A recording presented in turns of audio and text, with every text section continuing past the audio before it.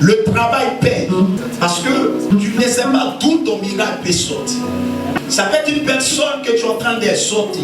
Ça peut être une personne que tu es en train d'encourager. Mais cette personne sera visitée par la puissance de Dieu. La Bible dit en Proverbe chapitre 21, à partir du verset 1er, il dit le cœur du roi est comme un courant d'eau dans la main de l'Éternel. C'est l'Éternel qui incline là où il veut, quand il veut. Tu peux te remuer pour une personne. Tu peux te tuer pour une personne. Si l'Éternel n'a pas disposé son cœur pour toi, c'est zéro. Couper ta tête pour lui donner, mais c'est zéro. Mais quand Dieu touche le cœur de quelqu'un, par moment même tu ne fais rien. Par moment même, tu n'as même pas payé le prix pour cette famille. Par moment même, tu n'as même pas transpiré pour cette famille ou pour cette personne qui est en face de toi. Par moment même, tu n'as jamais gêné et la personne vient te voir peut-être dans ton bureau ou bien dans un lieu de prière et la personne te dit, homme de Dieu, toute la nuit ou toute la semaine, l'Esprit de Dieu me dit comme ça de faire quelque chose de fort dans ton ministère. Pourtant, tu ne connais même pas la personne. Ou pour des gens pour qui tu t'es tué n'ont jamais fait ça. Pourquoi? Parce que Dieu n'avait pas encore touché le cœur des gens. Pourquoi? Parce que le Seigneur n'avait pas encore incliné le cœur des gens. C'est Dieu qui incline le cœur. C'est Dieu qui met la reconnaissance dans le cœur de quelqu'un. Si Dieu ne parle pas au cœur, aucun cœur ne peut t'aider. L'homme peut avoir l'argent et puis l'homme peut manger igname avec l'huile. Mais en réalité, il assiste sur l'argent. En réalité, il assiste sur les millions. Mais jamais il va faire sortir pour dire tiens. Mais c'est Dieu qui touchera le cœur de ceux même pour qui tu n'as jamais prié. C'est Dieu qui touchera le cœur de ceux pour qui tu n'as jamais donné une parole d'exhortation. Et la personne frappera ta porte pour dire écoute-moi bien. À cause de toi, je n'arrive pas à dormir. À cause de toi, mon sommeil est troublé. Dieu m'a dit de venir t'aider. Dieu m'a dit de venir t'aider. Je suis en train de déclarer que la semaine tu as commencé, le mois de mai sera le mois de surprise. Le mois de mai sera le mois de probablement de parce que l'Éternel en aucun cas n'acceptera que l'un de ses élus soit humilié. Dieu ne peut jamais permettre que tu sois humilié. Dieu ne peut jamais accepter que l'homme se lève contre toi, femme, homme. Dieu en aucun cas n'acceptera qu'un jour tu quittes ce homme, un jour tu quittes ce foyer. Il va comploter, il dira qu'on vient de te marier, ce monsieur va te laisser. C'est maintenant le bonheur va commencer. C'est maintenant le bonheur va rentrer dans votre maison. C'est maintenant le bonheur va vous recaler. Le Seigneur n'a jamais laissé quelqu'un. Dieu n'a jamais abandonné quelqu'un. Je te dis du plus haut au plus grand, Dieu va commencer à prendre soin de vous. Seulement si tu peux faire.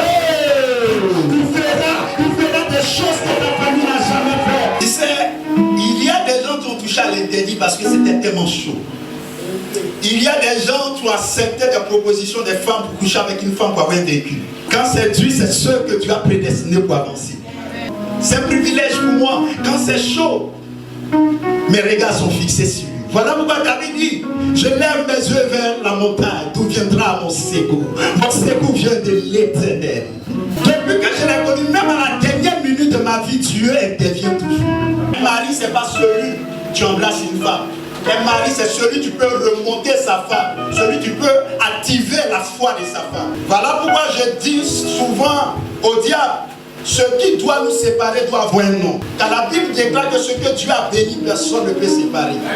Je peux acheter un poulet à 3700 vivants, mais pour le mois, je peux acheter à 10 000. Souvent, mais ça marie, on dirait un pigeon. Mais quand même, tu veux faire plaisir à ta femme. C'est après la mort de Jésus que les gens ont dit à la gloire, c'est tellement cet homme est le fils de Dieu. C'est quand l'homme commence à te détruire. C'est quand l'homme commence à te détruire, puis Dieu te relève, les mêmes diront, mais cette femme-là, ce qu'elle disait hier était la vérité. Église, tu demandes des choses, mais est-ce que tu es prêt à supporter? On demande des choses, mais pour toi, on n'est pas prêt à recevoir les choses. L'église demande le mariage. Quand Dieu fait le mariage aussi, on dit ça naglu là, c'est il est venu jouer avec toi. Comment quelqu'un vient vous comme ça et dit veut faire d'autres, veut te marier? Non, tu n'as jamais vu ça. Ma soeur, Dieu ne peut pas faire ça. Tu as dit Dieu, décembre là va pas passer. Avant que je rentre dans la nouvelle année, moi je peux me marier. Des temps ne passent pas. Dieu envoie quelqu'un qui dit dors, mariage. Je finis, on va en Europe. Papa, ne croit pas. Et puis son pasteur aussi dit oui. Moi-même, je ne crois pas. Ça passe ça, mais il dit moi, je ne crois pas. Ma fille, je ne crois pas. Je sens que le diable est dedans. Le monsieur pleure, il dit c'est pas le Dieu, je veux marier. On dit non, ça c'est voix même de Satan. L'église vous demandez des choses, mais est-ce que vous êtes prête à supporter ce que Dieu fera? La Bible dit l'église priait pour que Pierre soit libéré. On libère Pierre, on dit non, c'est pas Pierre tu parles, mais c'est un ange, c'est son ange. C'est Pierre, c'est pas son ange, c'est Pierre qui est en train de parler. Dieu a exaucé votre prière.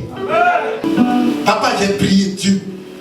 Tu as prié aussi. J'allais devant mon magasin, voici chassé d'argent. Regarde comment ça t'est méchant. Devant mon magasin. Il dit tu as touché, non. Ok. Mais ça là, c'est beaucoup. Elle dit, mais moi, mon dresse, c'est 10 millions. Tu n'as pas touché, mais comment tu connais la somme? Et ma fille, ça fait Dieu. Tu as mis sur ton chemin. Papa, j'ai compris, mais moi aussi, Dieu m'a dit que c'est pas lui. C'est là que tu vois que les gens parlent maintenant. Le temps de chercher encore plus Dieu. Lucifer n'est pas encore arrivé. L'antichrist est sur le point de s'annoncer. L'église, Dieu est sur le point de faire des choses dans votre vie. Vous demandez des choses, il va le faire. Mais il n'arrive pas à faire dans votre vie, pas parce que Jésus n'est pas puissant, il est puissant. Mais Jésus ne le fait pas parce qu'on n'est pas encore prêt à supporter ce qu'il veut faire. Jésus a multiplié les pères. Il peut arriver un moment où la maman a un seul billet. Et par sa prière, vous dit Seigneur, souviens-toi de moi. Seigneur, souviens-toi de moi. Et puis en partant, son plus père s'est chassé. Je ne t'enseigne pas la facilité. Mais Dieu peut le faire. Et puis ton pied s'est chassé. Et puis maman qui a mis son pied sur chassé, elle pour ça c'est de pied, il y a des pieds. Mais tu as dit à Dieu de t'exaucer, il ne t'a pas exaucé. Mais là, elle n'est pas prête, l'église n'est pas prête. Elle peut aller donner à quelqu'un d'autre. C'est toi seul, ton pied seulement, ce n'est pas le pied de quelqu'un, c'est toi seul, ton pied t'es dessus. Dieu est en train de te parler pour dire, je t'ai répondu. Et puis tu vas fouiller, mais c'est la somme que tu as demandé là. Dieu a multiplié encore dessus. La Bible dit que Pierre avait un ange. Pour dire chaque enfant de Dieu est un ange. Mais est-ce qu'on vous a dit que vous avez un ange? Ton ange est auprès de toi, mais il est inutile. La Bible n'a pas dit, ils ont dit, c'est l'ange de Dieu qui a frappé. On dit, certainement c'est l'ange de Pierre. Ceux qui ne croient pas aux anges, c'est leur problème. Moi je crois parce que je les ai vus à l'œuvre. Si c'était l'Ancien Testament, tu parlais, on allait dire ça c'est l'Ancien Testament. Mais là c'est le Nouveau Testament.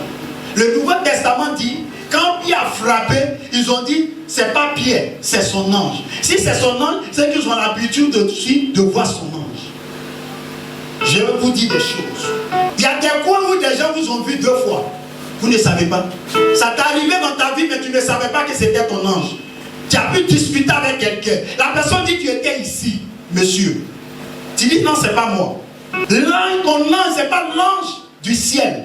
Tu es descendu, toi tu es un ange que Dieu a préparé pour toi. Et cet ange-là t'a représenté. Dans ce mois, des anges vont te représenter. Des gens qui devaient collaborer avec toi t'ont dit, mais ton ange va aller te représenter, tout va rentrer en ordre. Ton ange ne peut pas accepter que les gens viennent t'accuser. Ton ange va te défendre. Ce matin que ton ange rentre en action, que la puissance de Dieu attire ton ange. Quand Dieu voulait parler à Marie, Dieu ne s'est jamais déplacé. C'est l'ange Gabriel qui s'est déplacé. La Bible déclare que quand les anges étaient à Sodome et Gomorrhe, l'ange a reçu les anges. Qu'est-ce que la population a dit? Qu'est-ce que les habitants de cette ville ont dit? Ils ont dit non. Tu as reçu des anges chez toi. Il dit oui. Il dit nous on veut sortir avec eux. Il y a l'abomination. Il y a abomination. Vous pensez que c'est Dieu qui a tué les 42 enfants et puis le loup est sorti à cause d'Élisée? Non, c'était l'ange d'Élisée. L'ange peut se lever rapidement. L'ange n'a pas de conscience. Faites attention avec les lieux de prière. Il y a des lieux qu'on ne joue pas avec. Ceux qui sont vides, c'est tu aimes jouer avec le mot malédiction. Viens te maudire, viens te maudire. Celui qui est rempli ne parle pas trop. Parce qu'il connaît la force que tu as mis en lui. Ton ange va s'activer aujourd'hui. Ton ange va marcher avec toi aujourd'hui. La Bible appelle les compagnons des hommes de Dieu. Des élus de Dieu. Aujourd'hui, vous êtes combien que les anges ne travaillent pas autour de vous?